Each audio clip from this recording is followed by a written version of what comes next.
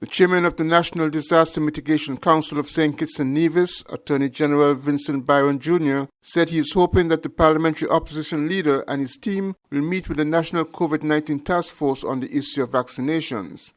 Leader of the parliamentary opposition, Dr. Denzil Douglas, previously criticized the government's handling of the vaccination rollout and had indicated his own delay in taking the vaccine. I am interacting with hundreds of people who are fearful and anxious about the safety of vaccination and demand urgent but reliable answers. But instead of providing the population with helpful answers, Dr. Harris and his administration have acted in bad faith. They openly refused to cooperate. As a member of parliament and as leader of the parliamentary opposition, my conscience would not permit me to secure myself at the expense of my people. And so while I support vaccination as a public health good, I totally reject the politics of divisiveness that Prime Minister Harris is promoting, especially during these emotionally tough and economically difficult times.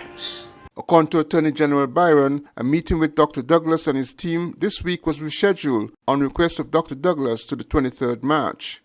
Appearing on Leadership Matters, Byron was responding to a query on whether the political opposition was doing enough to encourage persons to be vaccinated against COVID-19. We are hoping that they will attend the task force and meet with the task force next week, Tuesday. It's important to understand that when we speak about population immunity, herd immunity, the numbers from the last census would be instructive, because at the last census we had a population of 47,195 individuals. Now, Dr. Wilkerson will tell you that the vaccine will only be administered to those 18 and above. And we have identified the population 18 and above to be about 33,000 to 34,000 individuals, which means that when we want to reach herd immunity, we have to vaccinate 33 to 34,000 individuals. In other words, all of the adults in our society, we should be aiming to vaccinate. And so when the Prime Minister speaks about all of society, when Dr. Wilkerson speaks of all of society, we have to have everyone on board.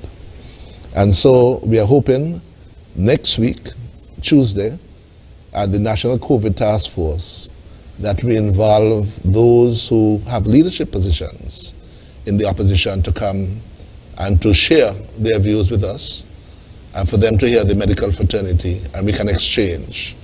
Because all of us in St. Kitts and Nevis are in this together. According to the Attorney General, it is important that everyone is on board in the fight against the COVID-19 pandemic.